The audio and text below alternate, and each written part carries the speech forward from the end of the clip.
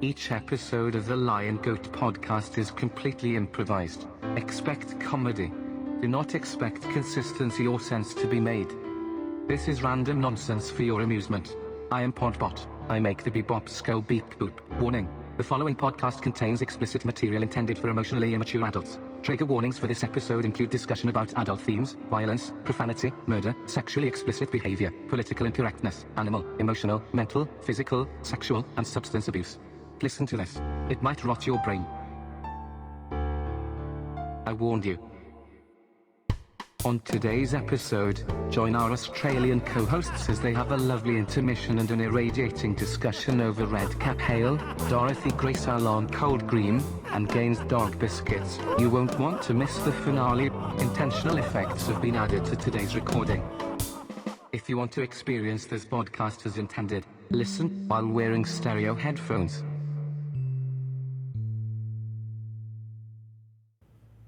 All right, now I'm recording, and you're recording. I never stop, sir. So I'm trying to figure out what you're doing with all these MacGyver pieces. Welcome back to the Aussie boys, ladies and gentlemen. Thank you for coming to the show. They never went anywhere. What? They've always been here, sir. No, mate, I'm pretending here. We're going to do the intro, and then we'll move this around. We'll get the great. You know, I'm still doing the editing, so I'll just edit this up. I'll move this back to the beginning. So we'll just pretend we're going to do the beginning like none of this ever happened. The audience will be none the wiser. Like a whole show never happened up until now. No, mate, I'll cut all the bits that you did while I was trying to get my technical difficulties under control. I'll do that stuff. I'll leave the good parts in. You know, I don't know how much was good, but I'm sure there was lots of good stuff because you always do such a fine job, Russ. I'm so glad to have such a good bludger who's kind enough to let me deal with my technical difficulties. So here's the solution, mate.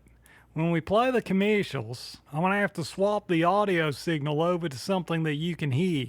You understand what I'm saying? Is that making sense? Yeah. Okay, right. 3, 2, 1. Ladies and gentlemen, welcome back to the Aussie Boys. I'm Austin, your host, and here's your co-host, Russ. You know, Austin, I'm glad to be here. I'm glad you're feeling well. And I was just thinking, sir, maybe, I don't know, I lost my thoughts. Shit, I fucked it up, sir. Well, that's true. It's all right, though. You know. Let's try this again. I'm going to do a little intro. It's going to be hard to get myself back in order because it's been an hour now, and I've kind of lost my patience, and I'm tired, and I haven't eaten any supper, and I'm feeling like an asshole. So, let's see how this goes. It's a horrible intro to the episode, so it's the worst one yet. No, this is going to be the greatest episode there ever was. Here we go. All right.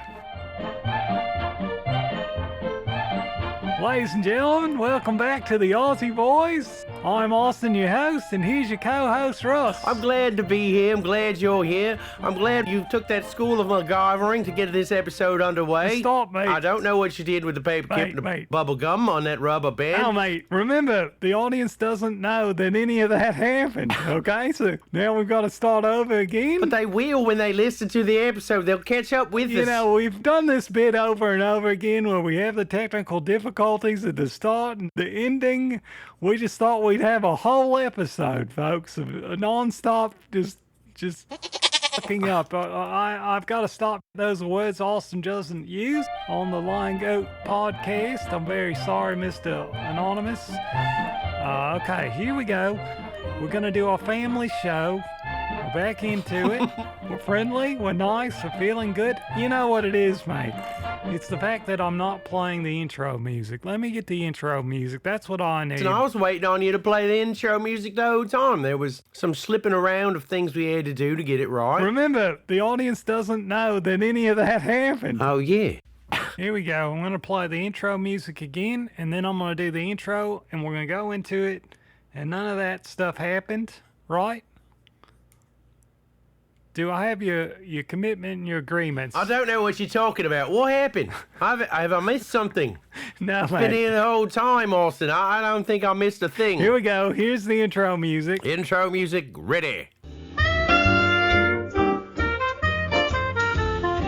Wait, that's not the right music.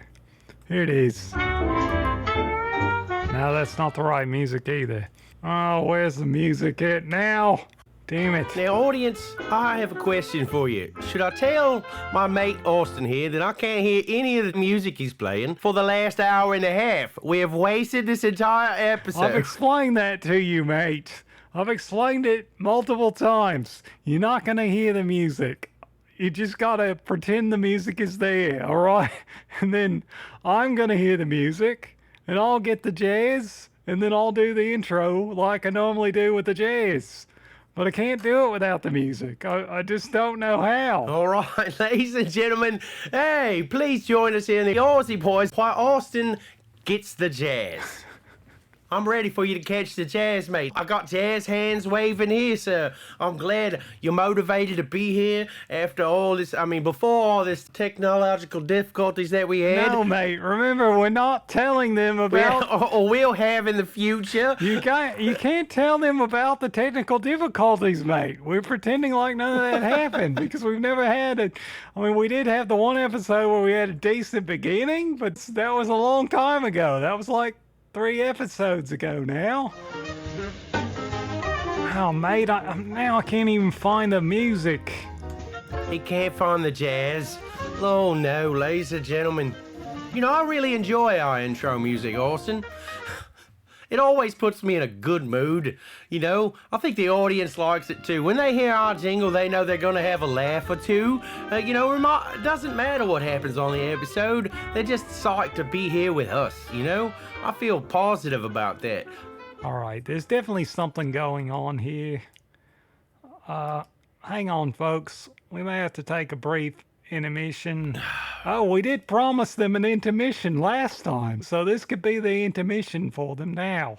How are we going to give them an intermission? They can't hear anything you're playing. Well, they'll be able to hear it. It's not a problem with the audience, mate. It's a problem with you. It's a problem with me. I feel like it's a problem with you, sir. No, I'm not saying it's a problem with you, as in like... Because you're coming in loud and clear over here. Your other sounds are not. No. You're not understanding. Put a sock in it for a second. Wait a minute, mate. I don't want a sock in it. No. Shut your gob for just a second. I'm not saying that it's a problem with you.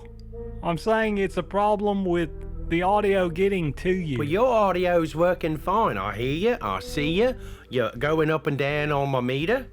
Yeah, that's what I don't understand. Let's play that intro. Ironically, it's built into the episode, but if I stop the recording again, that's what I'm going to do. I'm going to stop the recording again. I'll be right back. Beautiful. Hit stop on your side. I don't believe that's a good idea, sir. All right, you can keep going, but I'm going to hit stop. All right.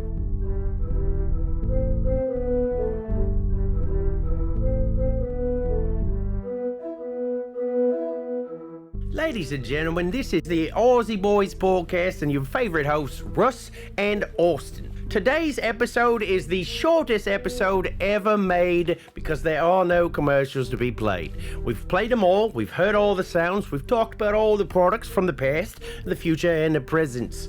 So, we'll see you next time. Ladies and gentlemen, this is your host, Russ. I'd like to welcome you to the Aussie Boys Podcast. The first one, apparently solo without Austin, and it's just me and me dingo, and you can hear him yapping away in the background. He'd like to thank you for being here himself, but he's got something to chase out there on the ranch. He's gonna get it hunted down. He's gonna find whatever it is, you know, and I'm sure eventually we'll sort out these technical difficulties. And Austin, he's probably going to try to blame me for this kerfuffle, if you will. But you know, nothing in my recording studio here has changed since the last time that he and I were on the air together. Nothing. Because unlike Austin, Russ does not fidget with the settings. You know, when I find something that works, I like to leave it alone. Why? Because it works, mate. Austin, on the other hand, he's always tinkering, you know. He thinks he can make it better. Every little thing, every time he tinkers with something, it's a week and a half setback. Be honest, I love the man, but he drives me mental. I'll tell you what. He's left me alone to carry the whole show again, as usual. But in the meantime, I'm gonna have myself a tasty little treat here. This right here, it's a dark Reese's peanut butter cup. Thins. They're tiny, they're delicious, made of dark chocolate and peanut butter because everybody loves them. I like these. You know what they say? It's better for you than milk chocolate. At least that's what science says. The dingoes and Marvin himself loves them. I don't know if kangaroos can have chocolate. He swears they can, but he could be lying. Thank you for joining us on today's episode of the Aussie Boys, so you can listen to me sip Fosters and eat chocolate candies alone, because Austin has abandoned us. Sorry, folks, I don't know why he doesn't like us anymore. I don't recall pissing him off in any way. I don't know, what did you guys do to make Austin mad and want to leave? He's a good friend of mine. I got to have his back on this one. Hurting Austin's feelings like that, making him abandon us. Horrible audience, and I mean that. Where are you going to get your taste of the Australian outback without me and Austin? We're the guys bringing you the flavour. Well, I guess we're just sitting awkward silence until we're ready, I guess. I don't ever think silence is that comfortable. If you get comfortable with silence, you're probably a beast. A beast of a man is comfortable with silence. It's a real man's comfortable with silence. All right, there he is. Austin has come back to us. All right, folks, how you doing? Oh, you broke it again. I can't hear a word you're saying, mate. Oh, your infernal tinkering. You're not even coming through on my side. I can see you, and you don't need to be writing things on the paper and putting them in front of the camera. It takes a bit for them to focus, and your handwriting is chicken shit, so I can't read a thing on that paper. Don't give me that finger. It's rude. You know, Austin, I've been thinking here, in the time that I've been here by myself, waiting on you to fix your things you keep tinkering with and breaking. Maybe the audience doesn't like us anymore. You know, maybe the audience didn't want to see us bicker. Nobody cares about what I've got to say. They really care about the commercials, you know, and we don't have any commercials. And the audio's not working. Whatever you've done with your infernal tinkering, and you set us back hours, mate. I've got to shave again. It's horrible. I don't know what you're doing over there. Oh, don't give me that finger again, sir. Oh, okay. I'm sorry. It was the wrong finger. That was the wait a minute finger, not to go f yourself finger. I apologize, audience. Whoa! Don't you be giving me that one, mate. That's not nice at all. We've got all the greatest technology in the world right here at our disposal in the studios. I mean, I'm a little behind the times, but you're tip top of the line, sir. I see all your gadgets going up and down and shining, and look at that knob. Look how smoothly that knob turns. It's beautiful, mate. It's the worst episode ever. We're gonna lose listeners. They may defund us, demonetize us. How do you feel about that, Austin? Well, you're right. They would probably have to monetize us first before they demonetize us, but, you know, it's gonna happen. What is going on over there? We're never gonna have a world-famous podcast show like this. I don't even think Austin can hear me now, because I just said a whole lot of bad things about his mother, and I've got no reaction out of him whatsoever. I'm proud of him. I'm proud to have him working on our show, the Aussie Boys Podcast. Today's episode entitled, The Sound of Silence. Anyway, I was reading these articles about these music pieces that are allegedly cursed, right? Apparently, a lot of composers often died after the 9th sonata. Why do you think that is? Just randomly up and down. Happened to Beethoven, they say, when he's working on his 10th. Dropped dead in the middle of it. I don't know how far he got, if it was in the middle, actually. But, you know, while he was working on it. I mean, Beethoven was a interesting cat. You know, he's deaf and all. Made beautiful music for a deaf man, I believe. But they say he sawed the legs off his piano so he could feel the vibrations. I don't know if that's true or not. I didn't know Beethoven personally, and I don't think I know anybody who actually knew Beethoven. Beethoven may be a myth. But anyway, this particular piece I'm going to tell you about is called Piano Sonata No. 6 by an Alexander Scribian. I probably am not saying it correctly. It says that this piece scared the man. He would not play it publicly, and whenever he did play it privately, he was overcome by fear, often before he even finished it. The dingoes apparently don't agree with this. And I'd love to have a host that would speak with me, talk to me. He's not even listening to me jokes, not even giving me any feedback on these articles I'm trying to share with you.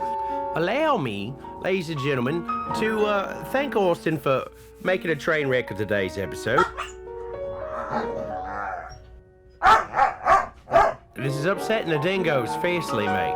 I think they're upset with you, sir, for cracking up the whole show, crashing it to the ground. This particular episode, the sound of silence, has hit the ground like a lead balloon, sir. It's in flames, Hiroshima over here. It's awful. The bodies everywhere, there's fire, massive screaming. Austin has everything working on his end of the world. I'm glad he was here. I appreciate his presence, I really do. I love the man, right? As the crow flies in a straight line, it'll probably take you 7 or 8 hours to get there if you travel by Mouse. All right, ladies and gentlemen, Austin is apparently back, saying that we can't properly do a show without the commercials. But, you know, he's blaming Windows. Why are you blaming Windows? Windows rules the world. Is that Vista? XP? I mean, I remember the 95, right? Because I was there on the front end of the whole shebang when it was just the logo of the window with a little floaty tail behind it. Maybe it's time to trash that paperweight you call a computer and get yourself something better. I don't know why you're not rolling in the dough, sir. The show is gangbusters, climbing the charts. Everybody loves the Aussie boys. We're pulling in loads of cash, hand over fist. Well, that's your problem. You never had a roof farm. It's really not that lucrative. I mean, pretty expensive upkeep, mate. You know, they eat a lot of stuff. These are special roos, apparently, and they need to wear slippers and silk robes. I don't know why, but that's what Marvin is telling me they want. They've signed a petition. There's lots of little paw prints. So I'm assuming that they're all roo paw prints, except for that one that looks suspiciously a lot like a raccoon paw print. And I don't know why a raccoon needs silk pajamas, but I keep them classy over here, mate. He doesn't talk, but he gives me the finger a lot. He doesn't carry a large rocket launcher. I mean, I guess it's a normal-sized rocket launcher. He's not a polite raccoon, but Marvin says he's building gadgets. No, I'll put that away with that last Sheila debacle. I can't have that no more. I mean, I barely escaped the charges. Ladies and gentlemen, please send all donations to Austin, care of Aussie Boys Podcast, and we're going to help you. We're going to put a fundraiser, look, GoFundMe, to get you a new computer so you can not have these technical difficulties in the future. Our livelihood depends on it, mate. Has there been any progress? Can we at least play one commercial for our listening audience before we chunk this particular episode straight in the rubbish bin and go our separate ways? I had my usual amount, tip-top shape right now, mate. Not pissed at all. Is that a piece of bubblegum you're putting on there? How is bubblegum gonna solve us? What are you, MacGyver? Is that a paper clip? A rubber band? Perhaps you could tell us how you've been, Russ. I did tell you how it was. I told you all about Marvin. In fact, I'm carrying the show again, mate. Yeah, you're letting the audience down, sir. I mean, every day my back hurts from carrying all your weight, sir.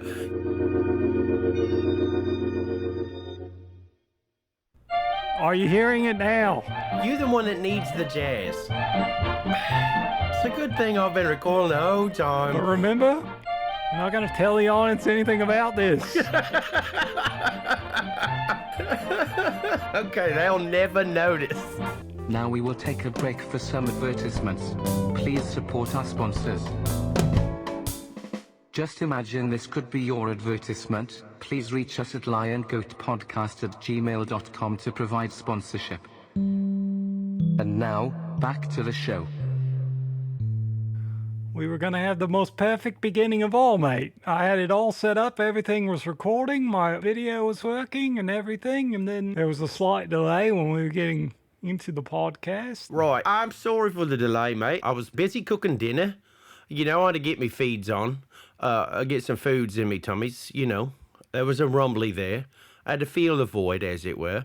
And it took a little longer. A soup takes a while to cook. I made myself a fabulous chicken noodle soup. It was delicious. I put some of those little crackers in it, you know, for a little added crunch while munching. So, you know, it was very lovely. Well, that sounds nice. Glad to hear you had some soups. I'm just struggling here to think and talk at the same time. Perhaps you could help me out with that? I can't really tell you how to think and talk at the same time, Austin. I have a bit of trouble with that with myself. A lot of times I just let my tongue wag, you know. I don't really put much thoughts into it. Understood. I understand that. I like to be as surprised as everybody else what comes out of my mouth, you know. Well, in the meantime, ladies and gentlemen, we'd like to welcome you once again to the Aussie Boys Podcast. I am Russ, and with me, as always, is my co-host, Austin, who is having technical difficulties with his computer engines, and there seems to be something scratching around. Can you hear that? The scratching, yes. Yeah. All right. Today's episode is about scratching noises. Scratching noises are our favorite noises. We like the scratching noises. We try to put them in every episode. We really do. What's producing those scratching noises? Is that Marvin? Oh, barracudas, quite possibly. Oh, right. No. Marvin has been recruiting some new animals for his crime-fighting escapades. There's a raccoon. That could have been him. I don't know the raccoon's name yet. There's a raccoon, mate. Yeah. All the way here from America.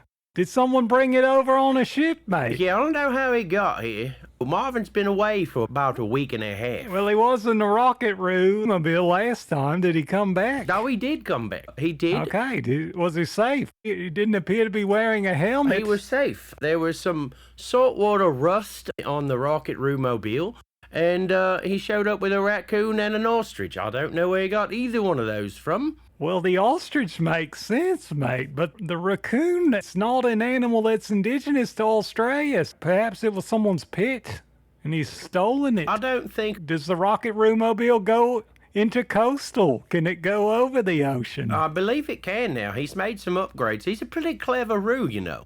He's made upgrades. Mate, your roo never stops to astound me. I know. He's always doing these things that roos can't do. It's like he's a super roo. He's got a crime-fighting school out in the back east corner of the farm, and he's got a shop out there. I think he's got even a cave. He calls it the Roo Cave, and I didn't know that roos liked caves, but apparently he does. Well, perhaps it reminds him of his childhood when he was a wee Joey in his mother's pouch. It's possible. You never know what's going on in the mind of that kangaroo, I'll tell you what. Climbs in the cave and pretends he's in the pouch and looks for a teat to suckle on or something like that, you think? There's some huge computer back there, too, that I'm not allowed to touch, he says. Oh, he's got a computer. I know. Says it's the Roo computer, and I'm not allowed to touch it because I'm not a Roo. He's getting really demanding a lot lately. I don't really know what to do with him. But I guess crime is down in our region, and it's probably partly due to him. Has he got like a supercomputer in there like the Bat Cave? Is there an Albert in there? Yeah. Perhaps that's what the raccoon is doing. Is the raccoon doing computer surveillance while he's out in a RocketCar mobile? It could be. I don't really know about what all's going on in there in the team now. He's building him a little team with the raccoon and the ostrich, and I don't really know what's going on. Who does what for the team? I'm uncertain. I'm not allowed to know these things because I am a blabbermouth, and I'll run my mouth on the show here and ruin everything for them. And I don't really want to do that. You know, like I said, crime is down, and the mayor has given him the key to the city.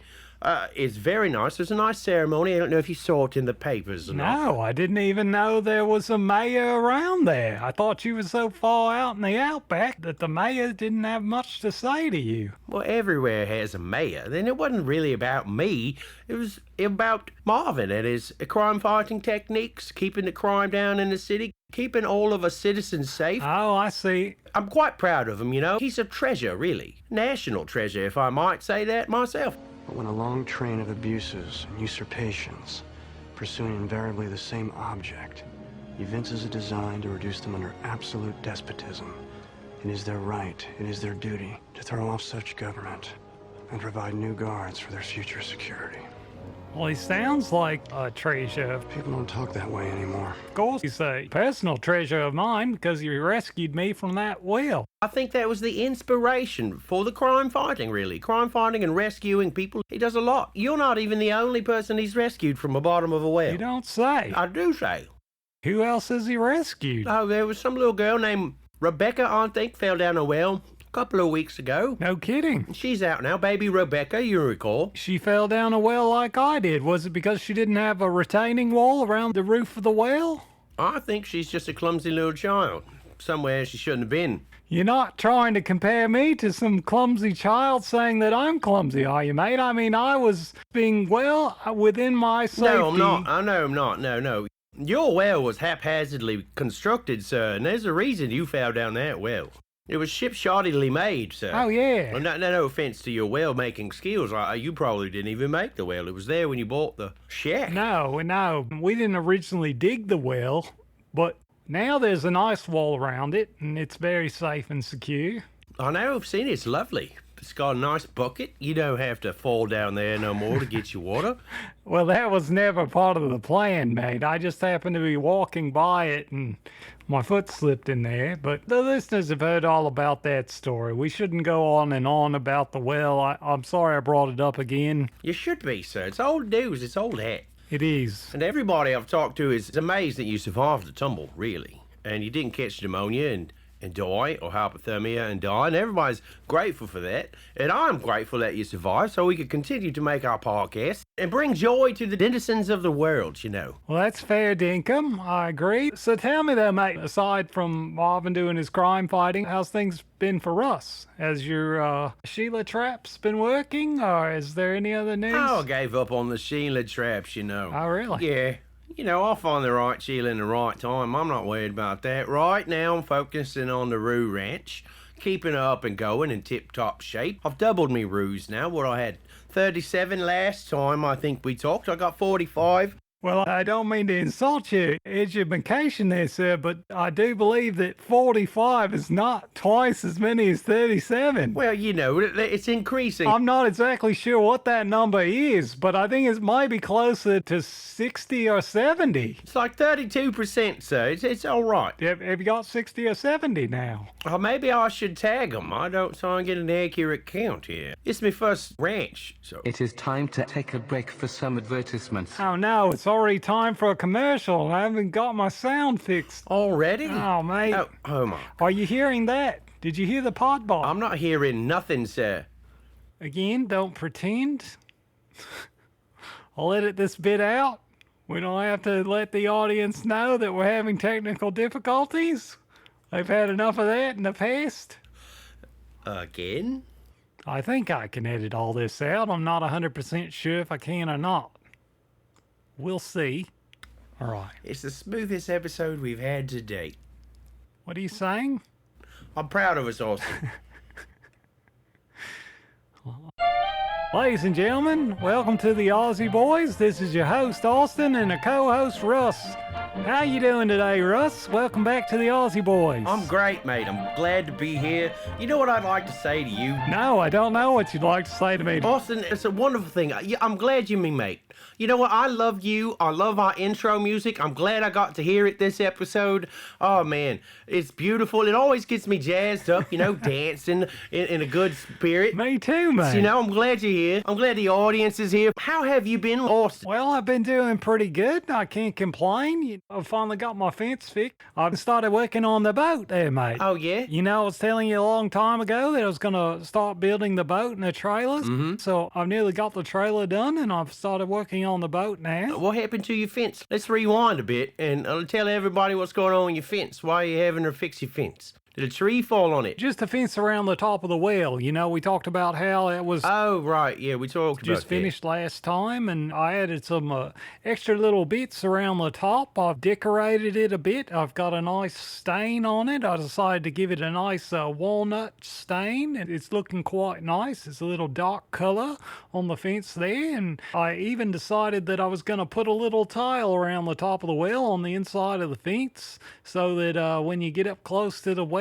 it's a little more homey. I've even decided that I might build a little fire pit out there. Yeah, so you're going to have hot water on hand. How have you been there, Russ? How's everything going with you? I've been good, you know. The farm is booming. I've got 32% more kangaroos than I had last time. Oh, really? Yeah. That's some excellent math. It's abundance of foot out here, So mate. you had 37 last time. 37 plus... Yeah, 37, now I've got 48. That's 32% more, I'm pretty sure. Mathematically, that's correct. Wow, that's some excellent maths you've done there, mate. Yeah. I didn't know you were a math wizard. Oh, yeah, you didn't know a lot of things about me, I'm sure. Well, I learn more about you every day, and I always appreciate it when I do. Appreciate all the things that I learn about you. So did Marvin come back in the Roomobile? Oh, yeah, he's back, and he brought himself 2 new sidekicks. There's a raccoon and an ostrich. You don't say, a raccoon. Did it come all the way from America? Or did somebody have a raccoon as a pet here in Australia? I don't know where Marvin found the raccoon, but he likes to build things out of stuff he finds in the trash. The raccoon does? Yeah, he has a sizable rocket launcher. Wow. I think Marvin has brought him on board to build the gadgets for him, you know, kind of like Q for James Bond it is. No kidding. Yeah. The raccoons come around to build stuff for his crime fighting. Yeah. Is that what you're saying? I don't know what he brought the ostrich on board. I don't know what that guy's going to do to help him out. Well, they're very fast runners. Maybe when he's driving the rocket Roomobile, the ostrich can run alongside it. Huh, that thing's pretty fast. I don't think an ostrich can keep up with the rocket Roomobile, mate. Well, no, I mean, not unless he's going to attach some small little rockets to the sides of the ostrich. Is he made a rocket backpack for the ostrich? I don't know what's going on out there in their workshop. They've somehow built a cave. There's a computer in there. I think we'll talk about that in a minute, but there's a lot happening for Marvin. I'm proud of. Well, I mean, you know, we can talk about whatever you like to. The mayor gave him the key to the city for bringing the crime rates down. Wow. Things are good over here, mate. That's impressive. I'm so proud of him. Yeah. You have to give Marvin a pat on the back from me and tell him how proud I am. Oh, yeah, definitely. He knows you're proud of him. You know, I think you inspired him to help others. Are you kidding me? Yeah. How did I inspire him? Well, he came to your rescue, mate, when you was trapped at the bottom of that well. It's true. I'm forever in He debt. got the bug. He likes to help everybody. He's out there fighting crime, rescuing folks, you know. Well, after all that training you put him through for the jumping contest, and after he's learned to do his kung fu, I'm not surprised. So, is he wearing any kind of super outfit when he's going out and he's crime fighting? Has he got a mask on so no one can recognize? He's got a mask, and he's got a cape. And some sort of utility belt. I guess the raccoon has made him a utility belt, and there's a gas gun that shoots a grappling hook. No kidding. Very Batman inspired, I think. He's gone full Batroo. Yeah, Is that what he's calling himself? well, he's just calling himself Marvin. Oh, I see. He's not real good at secret identities here. I'm not sure Batroo really has a good ring to it. I don't, that shit, I'm glad you're not on his marketing team. Perhaps he could be Rubat. Rubat? I don't know, mate. Maybe Marsupi... With Batsupial? Batsupial? That's got a nice sound to it. Batsupial? Batsupial? It's too long. Help me, Batsupial. Help me. Thank you, Batsupial, for coming to my rescue. Is that an impression of his most recent civilian not casualty? That's not the right word. I hope he's not killing people. Well, you never know. He's a crime fighter. Oh, he's a bit dangerous in that Roomobile. I mean, the way he was just... Well, that's true, but he's an excellent driver. Is he teaching any of the other Roos how to crime fight? I don't think so. The other Roos, they don't seem very interested in saving the world, you know. They just like eating whatever they're eating and hopping around out there. Yeah. So they're not nearly as impressive. I mean, he must be a rather unique Roo. I think he's got some... He's cream of the crop, you know. Yes, he's definitely cream of the crop. Did you have some sort of radioactivity there on the farm? Do you think that's what happened to him? Was he somehow irradiated and then he became a super Roo? Or... Well, I mean, like I said, I believe that coming to your rescue inspired him to help others. Get out there and make a difference in the world, right? I know. He was just like a regular Roo. I don't understand where he's getting the money for all the gadgets he's making. I don't know who's funding him. Or maybe there's a GoFundMe? I don't know. Oh, I see. Well, maybe the mayor's chucked in a bit for him, you know, if he's got the key to the city and everything like that. Well, yeah, he probably did give him a check with that key. You know, I've been all over the city, and I can't find what that key fits. Oh, no, mate. I think you've got it all wrong. No. It's pretty big. It's like 3 feet big. It's a huge key. The key to the city's, it's not like there's a big door that lets you into the city or a big door that lets you into the mayor's house or anything like that. No, it's a figurative key. So it doesn't do anything. It's something setting off your dingos, mate. Who knows? Those dingoes, they do what they do, do, mate. We're just gonna have to ignore them. Well, I suppose we can, but it's not that great for the recording, you know. Yeah, because things are going cracker right now, mate. I mean, it's been going great. What are you talking about? Best episode yet. Well, you know, keep your pants on. They'll stop here in a minute, I'm sure. Can we play a commercial for the audience? Because everyone knows that's what they tune in for. Keep up with Marvin's escapades, but I think we've covered that enough. We don't want to give out the location of the Roo Cave. I just wanted to make sure that you were clear on the, you know, you don't want to run around the city trying out that key in a bunch of folks' doors. Well, you know, I've only been sticking them in the locks that look big enough to hold a cow. I mean, like I said, it's 3 feet long and about 1.5 feet tall. Yeah, there's normally... There's only one lock that I found, and it didn't really work for that thing. I don't know why there was a door there. I haven't really seen doors that big. Have you seen doors that big around? Just the one. Oh. And it was in the side of a wall. And apparently I have not got the key for that. Which wall was it? Well, it's more of a cliff than a wall. So I think it was probably a secret door that I shouldn't have found and I didn't have the right key for. Maybe that's the key to the marsupial cave. Maybe that's it. Well, just something food for thought. Is that what our first commercial is? No, mate, not food for thought. Let me get the commercials. Yes, 1 second here. Yeah, thank you all. It's about time, sir. You caught me off guard. Let's see. Okay, so this one I picked out especially for you. All right. Let's see if you can hear this now. Did you get up and walk away? No. He's still there? So, I'm going to play the commercial and then we're going to go on and act like we didn't have all these difficulties. All right. Now we will take a break for some advertisements. Please support our sponsors. Better than beer? Can it be? Try Carling's Red Cap Ale and see. We brew fine beer as well as ale, but we brew Carling's Red Cap Ale. Folks say it's all good beer can be. Pull us a little bit more. You'll see. Better than beer? Can it be? Try Carling's Red Cap Ale and see. At Carling's, we brew both beer and ale, and each is mighty popular. But here's what more and more people tell us about Carling's Red Cap Ale. They say Carling's is quite unlike all other ales, and it gives them more pleasure than any beer or ale they ever tasted. They say it's light and hearty, so they call it light-hearted. Carling's Ale is light and dry as the smoothest beer ever. But Carling's Red Cap has extra flavor, the heart only a fine ale can give you.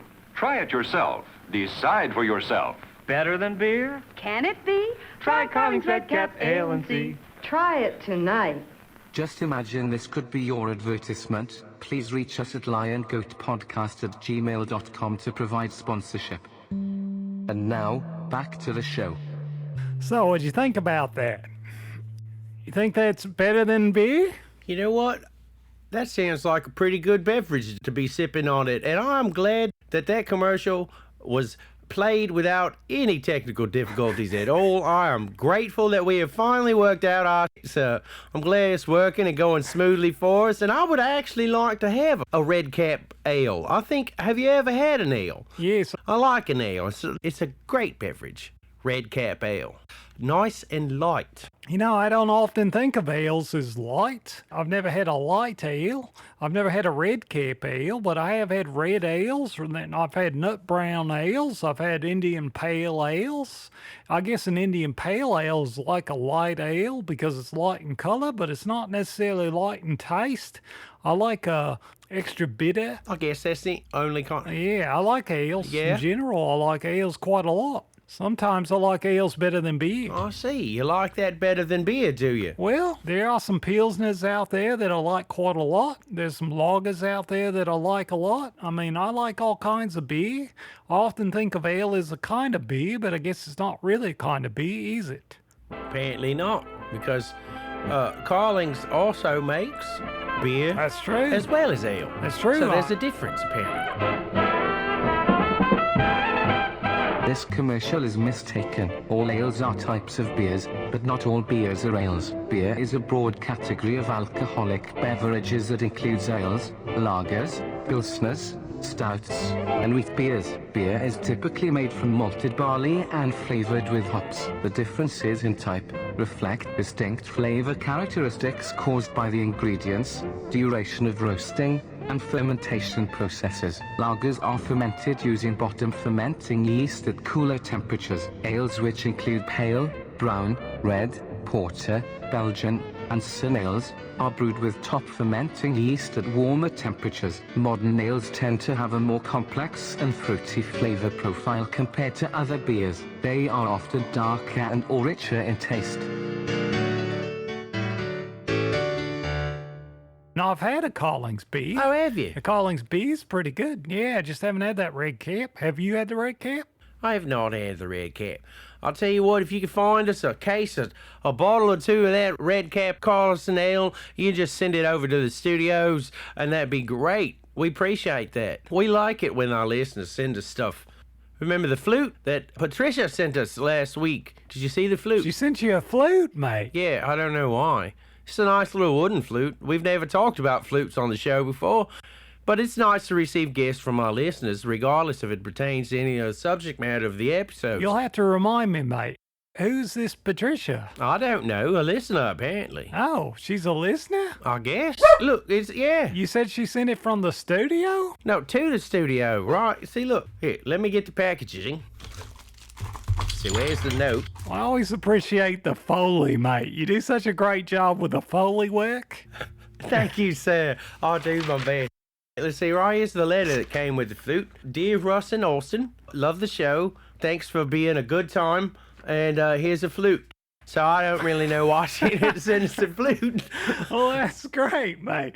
It appears to be carved out of pine. Have you learned to play any songs? No, I haven't. You haven't learned to play any songs? I don't know how to play the flute. I'm trying to learn 3 blind mice because it appears to be the easiest. Yeah, I think it's just 3 notes. Yeah. Like the number of mice. You just have to think about the number of mice that there are, and you probably only even have to use 2 fingers. It's pretty easy to play, or so I hear. The first note, you just play without any fingers, and then you put another finger on, and then another finger on. I didn't know you were such a fluteologist. Austin, I'm glad to learn these things about you. No, I have no idea what I'm talking about. Oh, that's good. The only flute I can play is the top of a beer bottle. The only flute you can play is the ballonophone. No, I've never played the ballonophone. What is that? The ballonophone? You know how to play that. I've heard the stories around the pub. What's the ballonophone? I'm not sure I understand what you're talking about. Never mind. It doesn't matter. I'll have to do some research on that. Perhaps the Podbot can explain what a ballonophone is. I'm not sure. I hope the Podbot can help us out with that one, Austin. I'm sure that Podbot's pretty knowledgeable in all subject matters. Well, you know, he's got the power of the wiki. He does. The term balognaphone does not refer to any recognized musical instrument or widely recognized or established term or standard concept. It appears to be a non-standard or possibly fictional term that may be used informally or humorously to describe something unrelated to music or meat, with no specific meaning in any known context or field of study. If there is a specific context or reference you are referring to, please provide more information for a more accurate response. So yeah, I thought that commercial had a nice jingle to it. I like that little jingle. It was bouncy. I've been trying to find the bouncy jingles. You know, it's not quite as good as Shinola. I don't think we found one to beat that yet.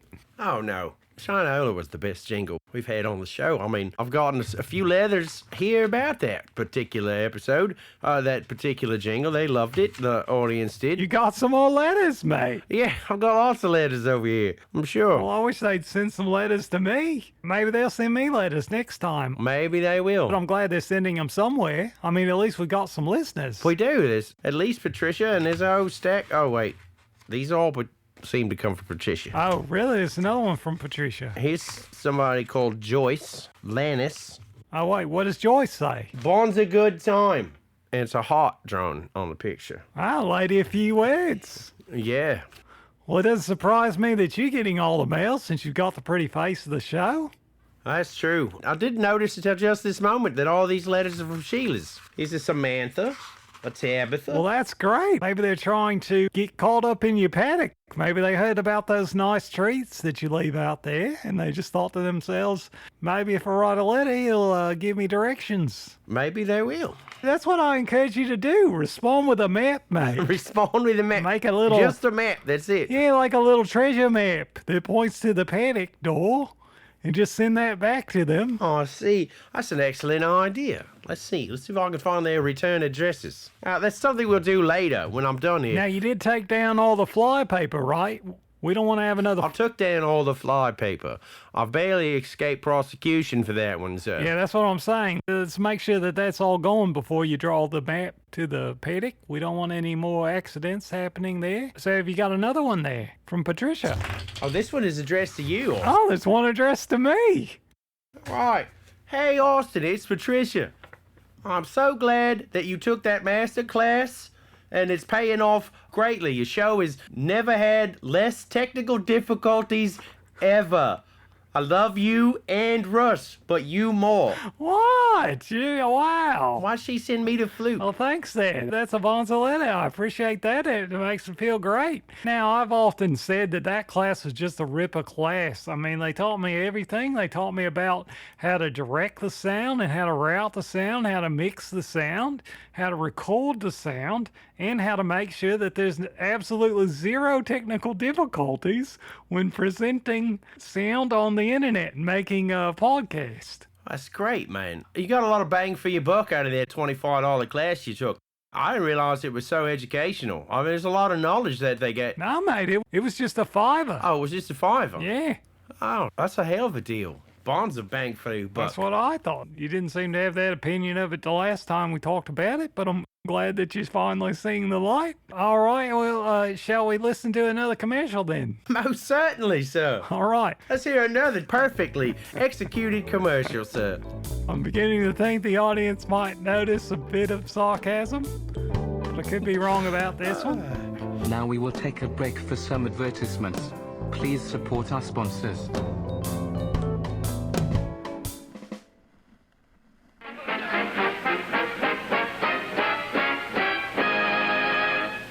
Busy you, in and out of doors every day. Think how much dust and dirt settle on your skin. And makeup clings to your skin, too, and clogs pores. That's why your face needs a thorough cleansing each day. And that's why cleansing tests were made by an independent testing laboratory. This same kind of dirt was made just radioactive enough to register on a Geiger counter. Leading cleansing creams, complexion soaps, and Dorothy Gray Salon cold cream were used to remove this dirt. The Geiger counter proved that Dorothy Gray Salon cold cream cleanses up to 2.5 times more thoroughly than any soap or other cleansing cream tested. When you cleanse with Dorothy Gray Salon cold cream, you know you remove dirt. And more important, you remove every trace of makeup which can clog your pores. That's why Salon cold cream is especially recommended for a young complexion. A clean skin is a healthy skin, and your skin will look smoother and clearer when you use Dorothy Gray Salon cold cream. It's so quick and easy, too. Takes no more time than improper cleansing. For particulars of this Geiger counter story, write for this test booklet to Dorothy Gray Limited, Box 18, Grand Central Station, New York City.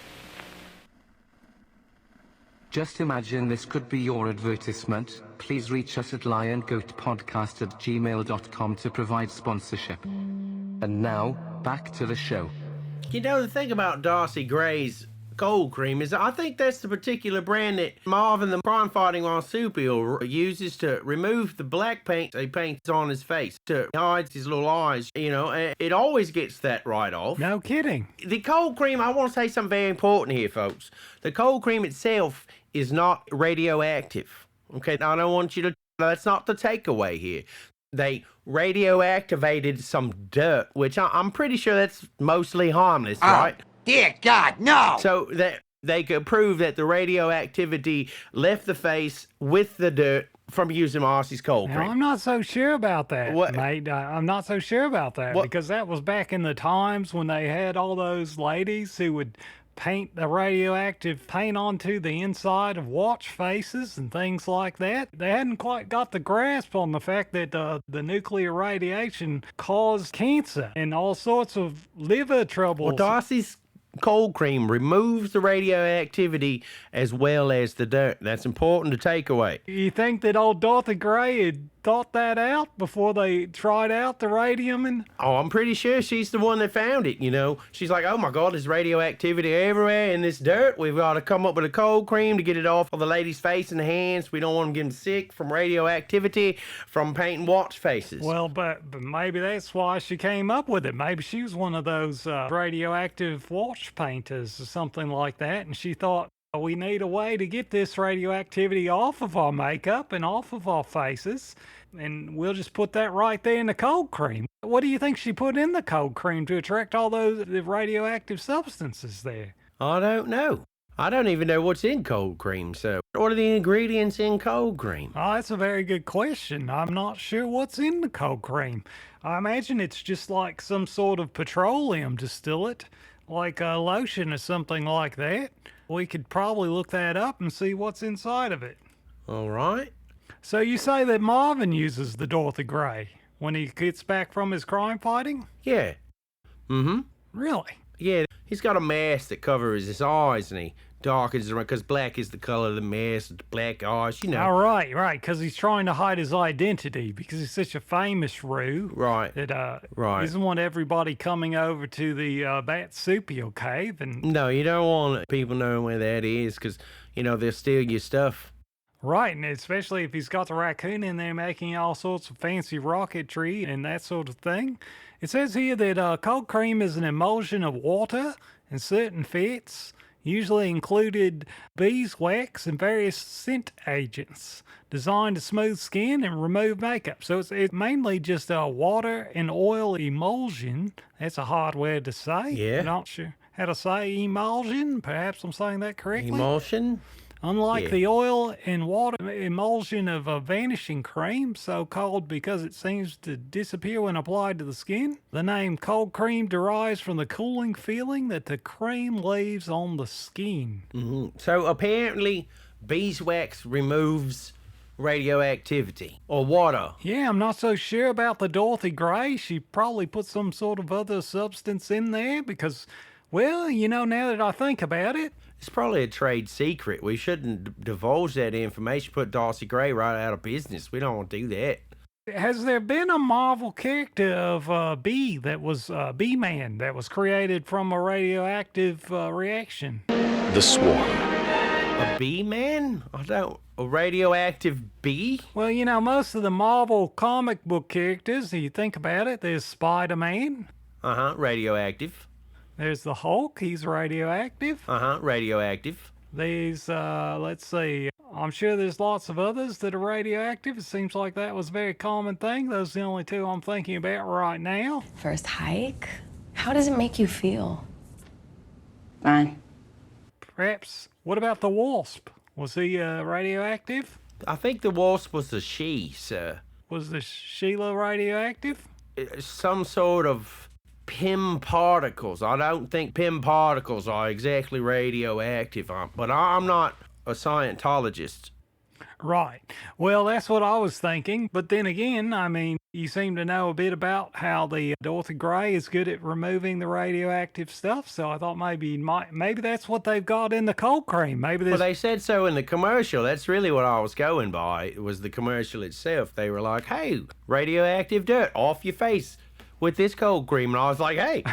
Well, yeah, it seemed like that's what they were saying. But, you know, they didn't ever show the Geiger counter after the cold cream application and removal. They just showed the radioactive dirt on her face. They didn't show if it came off or not. Well, that's true. Now, that Sheila in that commercial was rather attractive. I didn't actually see a video play or anything. I just was... Oh, did the video not work? No, I didn't see it play. I just heard the audio, and Oh, mate. My bad. I don't know anything about all that, so I don't know what that Sheila looked like. She sounded fabulously sweet. Look at her eyes. Wait, I see the... Okay, yeah. No, there's something wrong with that girl. Look at her eyes. Yeah, I think it's the radioactive dirt that's made her look that way, mate. Does it show after? Now she's applying the cold cream. She's wearing a nice sheer outfit. It's a strange way she's applied it to her neck there. I'm not sure what that's all about. Well, radioactive dirt can get everywhere, so you gotta get on your neck. Well, it looks like she's got quite a bit on the bottom of her chin there. She was going straight to that D zone. Did you see that right here where your nose and your forehead? That's called your T zone, Austin, in case you didn't notice. Well, stay right there. There's where you can send it in. Dorothy Gray, LTD, Box 18, Grand Central Station, New York City. So apparently if you write them at that address, they'll tell you more about how that removes the radioactivity from your skin. Well, let's drop those folks a line and see if we can get that. In the next episode, we'll discuss it if it arrives in time. Okay, that sounds good. We'll drop them a line. The audience is dying to know exactly how that works. I encourage the listeners out there, please drop them a line as well. And feel free to send us in emails. You don't have to just send paper letters, though we do like to receive those paper letters. That's very kind of you. Any sorts of musical instruments. I've got a guitar that I play, so, I might like a new slide or something like that. If you feel like sending one over to the Lion Goat Podcast Studios, that'd be great. I'm not exactly sure how you got Ross's address, but I'm glad you've got one of our addresses. I think it's because he's the more famous one. He was always famous before me on the show, but yeah, so it's made of an emulsion of water and certain fats. Do you know what sorts of fats they might put in there? Probably lard. You think? Yeah, lard's a fat. Maybe almonds, I mean. Almonds or olive oil? Almonds or olives? Bacon? It could be bacon fat for all I know, sir. Yeah. Okay. Probably give that face cream an intoxicating smell if you used bacon. You'd be like, ooh, this smells delicious. Says here that later on they applied small quantities of borax to the beeswax. Apparently the borax saponifies the fatty acids in the beeswax and allows it to make a more stable cream. Didn't the borax cut down all the trees? No, mate, it's not that kind of X. In that Dr. Seuss book. Not like a boar that's got an X attached to it. No, borax is like a cleaning agent. It's like a powder. So it wasn't the thing in that Dr. Seuss book that cut down all the trees. The borax is not what we're talking about. No, mate, that's the Lorax. The Lorax. It starts with an L, like a llama. Oh. Okay, all right.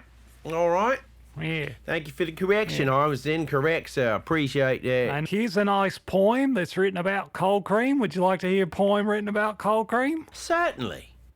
All right, this poem was written in 1814. Okay. It was credited to a man named Dr. Russell, and he was trying to talk about the benefits of cold cream. And he says, when a pot of cold cream to Eliza you send,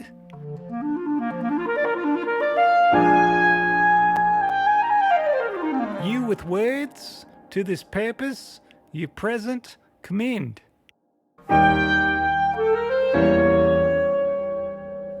Whoever with this cream shall her countenance spear,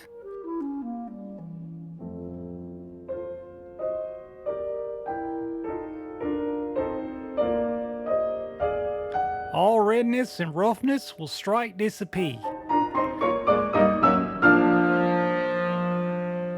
and the skin, to a wonder, be charmingly clear.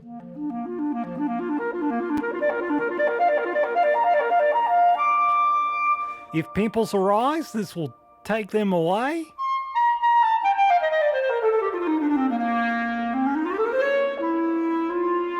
If the smallpox should mark you, those marks will decay.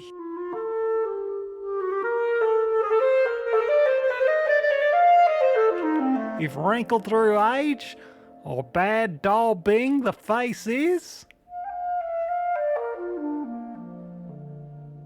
'twill be smooth in a trice as the best Venice glass is.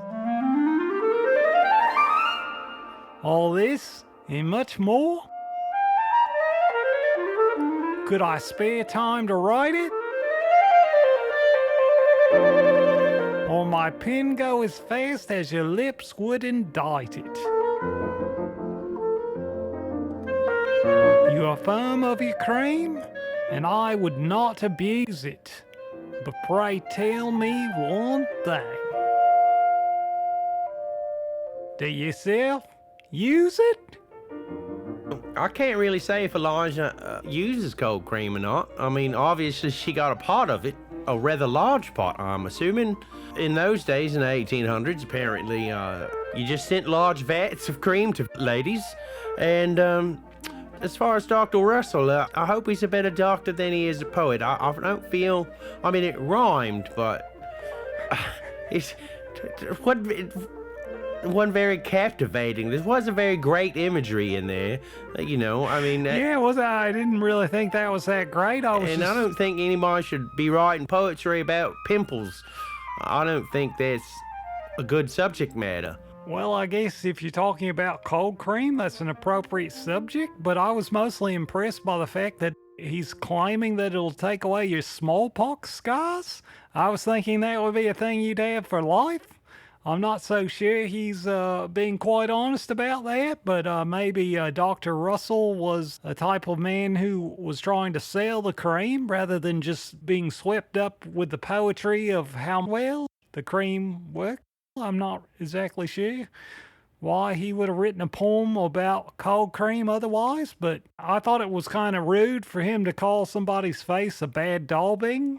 Yeah, I hope this is not the poem he sent with the pot of cold cream to Eliza, because that's certainly not going to get you laid, mate. That's not the way to go. No, he would have got along better if he just sent something like roses are red, violets are blue. What should I say? Roses are red, violets are blue. Let's get naked and do the do. That's right. I'll take you to bed on Monday or Tuesday. Is that... That works for me.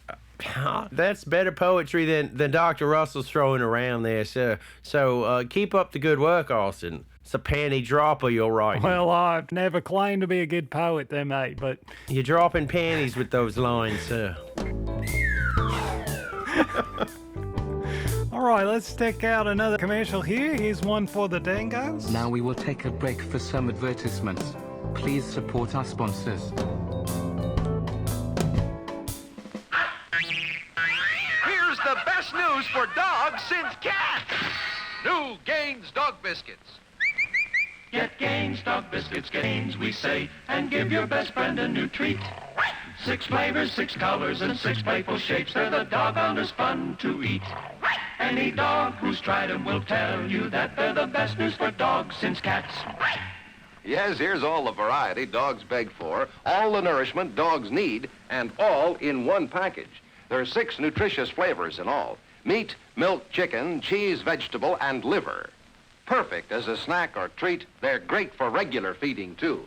Yes, and you'll find the same wealth of nourishment, the same flavorful variety in Gaines Dog Biscuit Bits. They're extra easy to moisten or mix, perfect for a hearty main feeding. So hitch your dog's wagon to these wonderful new Gaines Dog Biscuits and Biscuit Bits. Get Gaines for your dog right away. Just imagine this could be your advertisement. Please reach us at LionGoatPodcast@gmail.com to provide sponsorship. And now, back to the show. That's a happy-looking dash hound indeed, sir. I bet Gaines is pretty good quality. I don't know. Maybe if we order some of those, we can give them to the dingoes, and we'll let you know how they turn out. It seems like that'd be great. You don't use the Gaines? I mean, honestly, that's a bold claim for a dog biscuit to be the best thing since cats for dogs. I didn't quite understand that. Did you see the video there, mate? That cat punched that dog square in the mouth, mate. It seemed like that cat was rather rude to the dog. It just boxed him right in the nose. Yeah, I don't think that's great. You know, I could be wrong. I wouldn't think that the dogs would actually appreciate the cats very much. That's why I don't know if they picked the best slogan there. Maybe what they meant was the best thing for dogs since how bad the cats are. Probably, sir. I mean, that treat looked a whole lot better than a slap in the face, that's all I'm going to say. A treat that'll take your dog's mind off the cats. Perhaps that's what they should have said. It did look like it had all kinds of nice good stuff in it, eggs and veggies and all poultry and all sorts of things, didn't it? Liver.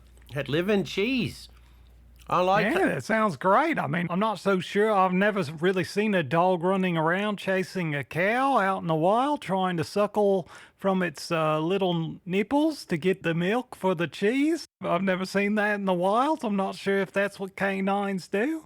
Or carnivores, is that what they are? Yeah, the dingoes are carnivores, right? Yeah. I suppose milk is like a carnivorous food, even though it's dairy. I guess dairy is actually like a animal product, so I guess that is something that a meat eater would enjoy. I certainly enjoy cheese. What's your flavor of cheese, sir? Well, it's not the Gaines Dog Biscuits, that's for sure. You ever had one of those cheese-flavored dog biscuits from Gaines? It might be good. No, I've never had one. You know what I remember from Gaines as a kid? Were those Gaines burgers. Burgers? Yeah, do you ever have those? It was like a dog treat that looked like a ground beef in a way, but it was a little moist dog treat that you took it out of the package and you'd crumble it like this in your fingers and it'd go right into the dog's bowl and the dingoes would go crazy over that stuff. I think you make it up. Sounds like your dingo's getting excited just hearing me talking about him. I guess he would like to try some of that burger from Gaines, but I don't know. I don't recall that particular dog treat. You don't remember the Gaines burgers? No, I don't remember that. Let's see if you can find that. Let's see if I can find something about the Gaines burgers. To remind you, so you've never tried the Gaines Dog Biscuits? Mm-mm. With your dingoes? No, we do kibble in bits over here for these dingoes. Yeah, see, it looks like they've changed the design a bit.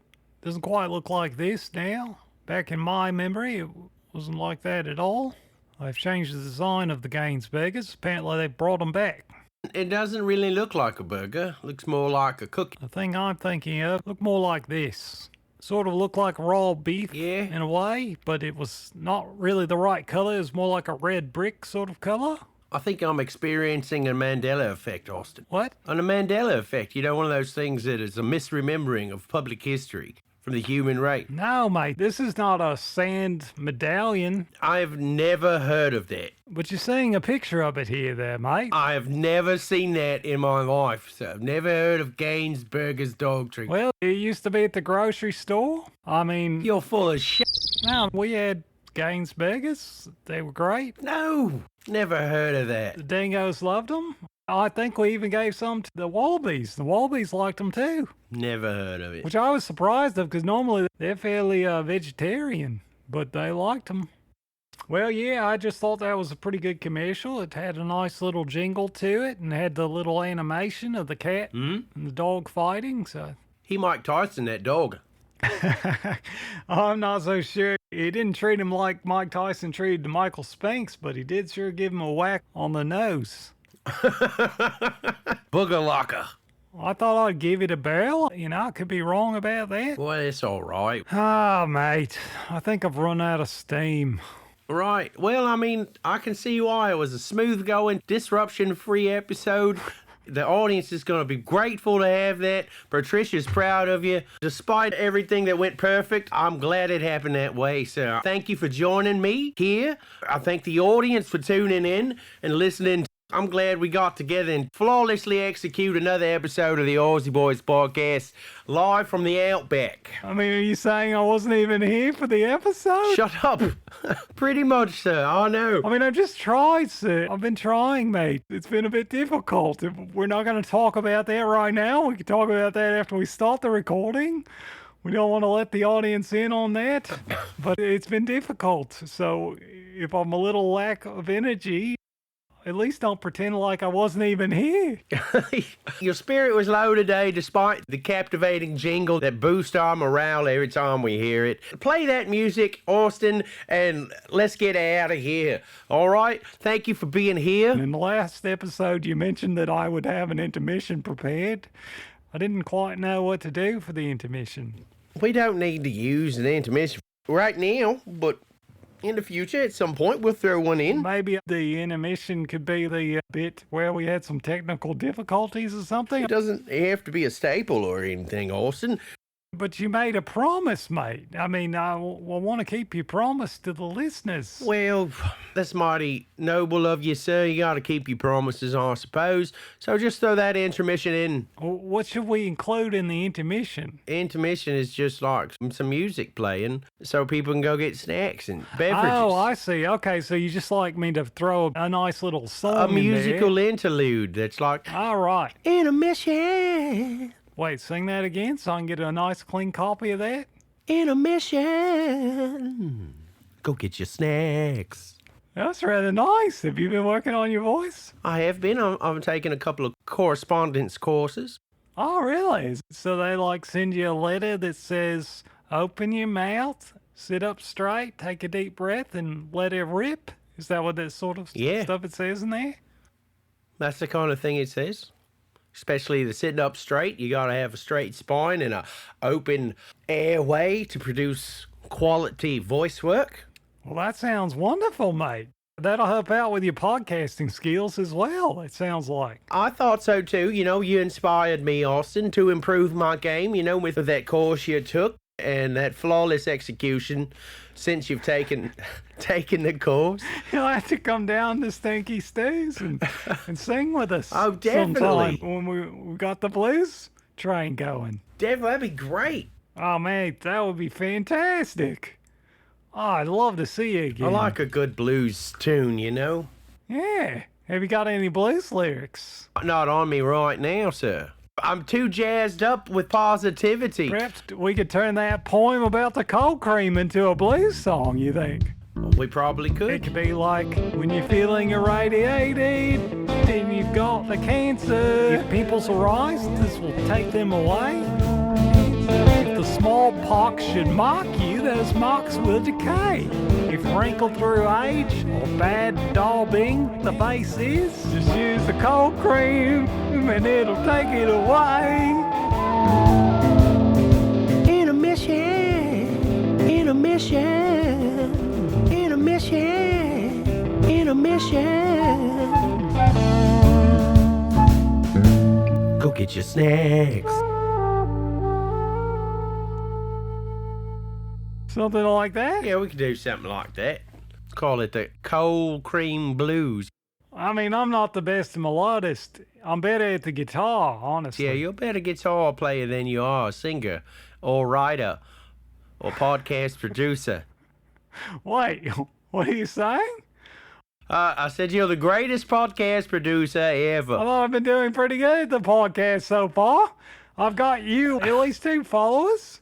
Well, if Patricia says she loves me more, I don't blame her, but... She does? I mean, I don't blame her either. You're a lovable guy. You're great. You're perfect, just the way you are. What was the other lady's name? Was it Joanne? Joyce? Was it Joyce? Joyce, yes. Sorry, Joyce. Thank you for listening. We're proud to have you. Thank you all for listening. We're glad you joined us. We thank you for the letters and inspirational words, the hearts and the kisses, the hugs and the flute. Please send us some more letters. So, ladies and gentlemen, thank you. Thank you, Austin, for being here. This is where we're going to do the outro. Oh, wait. You know what, mate? What's that? Before you say your goodbyes, I finally dug it up. I remembered our slogan for the end. Okay. Do you remember what it was? No. All right. We talked a lot about a lot of stuff, but what it boiled down to, we decided it was going to be yabba at you next time. Yabba at you next time. You heard it right here. Yeah, is that ringing a bell? That does. That rings a bell. We're going to yabba at you next time, Austin. All right, let's do it.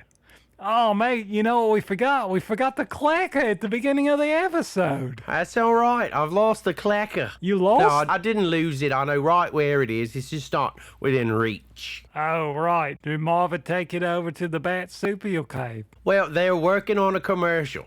Really? Yeah.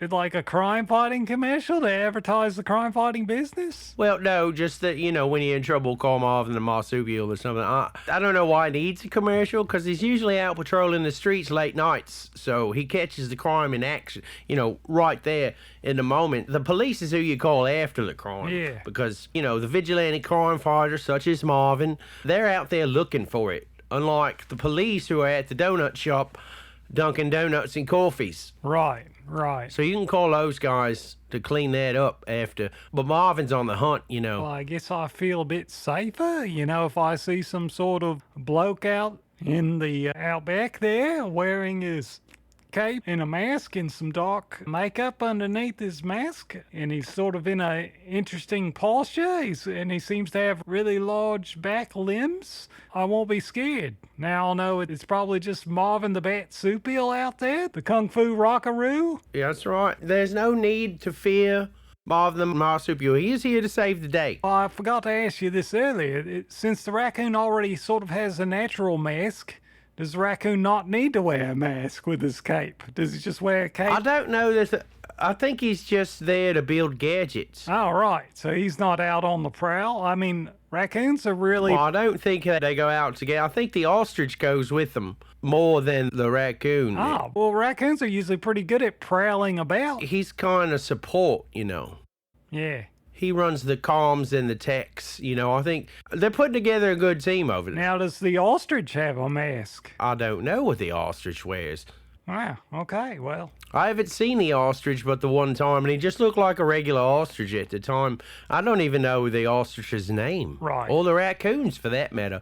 Marvin is being very secretive with these guys. Well, I suppose when you're the head of a crime-fighting ring, you've got to keep some secrets. I guess that's true, especially when your benefactor is a podcast host who talks about the crime fighting you do. So I don't want to ruin their lives. Oh, right. He doesn't want to blow his cover.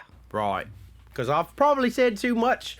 Gas gun, utility belt, cape, the rocket roomobile, you know, we're probably getting them in trouble. I don't want to bring criminals... Well, that's your roomobile. I mean, it's your business if you want to talk about it. That's right. I did design the roomobile. I mean, you had the roomobile before you had Marvin. Well, no. I've had Marvin for a while. Well, no, I guess it's not exactly true.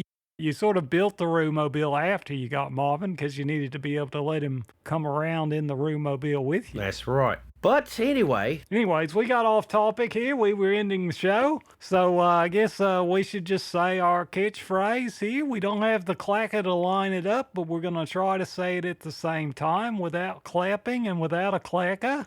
So bear with us, folks, if it's not exactly in sync this time.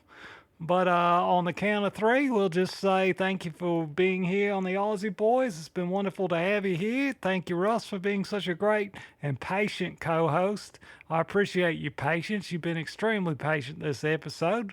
We won't tell the listeners why, but you have been, and I just want them to know, if you ever have a bloke, your best mate is a mate like Russ, he'll be extremely patient. That's what I'll say. But on the count of three, 1, 2... Yeah, bet you next time. No, mate, together. Let's try it together. Okay, 1. All right, try it again. Are we going on 3 or after 3? 'Cause you didn't say 3 that time. You just said 2. You didn't even get to 3. All right. Okay, I was thinking the 3 was... Do you know that 3 comes after 2? Well, yes, I was doing like they do in the professional studios. Is it 1, 2, then go? See, in the professional studios, you say 5, 4, 3... 2, and then you don't say the 1, you just hold up the finger, and you don't say the 1, you just take a beat. Oh, I didn't see your fingers. Because you don't want the 1 to be cut in accidentally in the audio there, so I was just leaving out the 3. All right, that's the information I didn't have. But you notice there was a beat. All right, let's try it again. All right, here we go. 3, 2, yeah, bet you next time. That was perfect. It was perfect. All right. Well done, mate. Yeah, about you next time, folks. We're glad to be here. Glad you came. Thank you, Austin. Thank you, Marvin the marsupial. Thank you, Patricia. Thank you, Joyce. Thank you, Samantha. Tabitha, we love you. Thank you, all our listeners. We love you. It's great to have you. Good to be here. Wait, there was a Samantha and a Tabitha. You didn't tell me about those. Oh, I didn't read their letters. We'll read those next time, then. Next time. Yeah, bet you later. Yeah, about you next time. Later. We would love to receive your feedback, your improvisation suggestions, your questions for advice, and your musical compositions for response. Please email us or send us a voicemail Our address is LionGoatPodcast@gmail.com. Find, like, review, subscribe, and contact us on Facebook, Instagram, Patreon, Spotify, TikTok, YouTube, and X at Lion Goat Podcast, all one word, Lion Goat Podcast. Please subscribe to this podcast on your podcast player. We are available on iTunes, Spotify, SoundCloud, and anchor.fm/LionGoatPodcast. Please tell all your friends, enemies, and any strangers to listen to our podcast. This will help us bring joy to everyone. Text-to-speech services were provided by freetts.com and readloud.net. Various audio clip content, used for the purposes of satire, were located on youtube.com and the Internet Archive. Additional sound effects were provided by freesound.org. Other original music for today's show was composed, performed, and recorded by the excellent musicians at HairelineProductions. Today's show was edited, produced, and recorded by the world's greatest sound designers and engineers at HairelineProductions. Please like their content on SoundCloud/HairelineProductions.